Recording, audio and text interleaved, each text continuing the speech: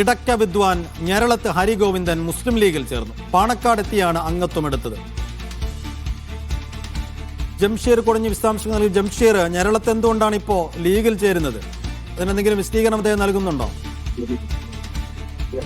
തീർച്ചയായിട്ടും നമ്മൾ അദ്ദേഹത്തെ കാണാനായി നിൽക്കുകയാണ്. അദ്ദേഹം ഇന്ന് രാവിലെയാണ് ഇപ്പോൾ മുസ്ലിം ലീഗിൽ അംഗത്വം പാണക്കാടെത്തിയ അദ്ദേഹം മുസ്ലിം ലീഗിൽ അംഗത്വം സ്വീകരിച്ചിരിക്കുന്നത്. ഈ മുസ്ലിം ലീഗിന്റെ ഭാഗമായി പ്രവർത്തിക്കുക എന്നുള്ളത് തന്നെയാണ് അദ്ദേഹം പറയുന്നത്. മുസ്ലിം ലീഗിന്റെ സന്നദ്ധ പ്രവർത്തനങ്ങളിൽ, പ്രത്യേകിച്ച് സാമൂഹിക മേഖലയിലൊക്കെ അല്ലെങ്കിൽ സന്നദ്ധ പ്രവർത്തനങ്ങളിലൊക്കെ മുസ്ലിം ലീഗ് നടത്തുന്ന ആ ഒരു പ്രവർത്തന മികവ് കണ്ടാണ് താൻ ഇത്തരത്തിൽ മുസ്ലിം ലീഗിൽ ആകർഷനായത് എന്നുള്ളതാണ് അദ്ദേഹം പറയുന്നത്. മാത്രമല്ല, പാണക്കാട് കുടുംബവുമായും പാണക്കാട് തങ്ങന്മാരുമായും ഒക്കെ താൻ ഇപ്പോൾ അടുത്ത ബന്ധം പുലർത്തുകയും അവരോടൊക്കെ സൗഹൃദം സ്ഥാപിക്കുകയൊക്കെ ചെയ്തിട്ടുണ്ട്. അതെല്ലാം തന്നെ ഈ മുസ്ലിം ലീഗ് വരാൻ ഒരു കാരണമായി എന്ന് അദ്ദേഹം പറയുന്നുണ്ട്. പലപ്പോഴും അദ്ദേഹം ഇടത് സാംസ്കാരിക വേദികളിലൊക്കെ കണ്ടിരുന്ന ഒരു വ്യക്തിയാണ്. അദ്ദേഹമാണ് ഇപ്പോൾ മുസ്ലിം ലീഗിന്റെ ഭാഗമായി പ്രവർത്തിക്കുന്നു എന്ന് പറയുന്നത്.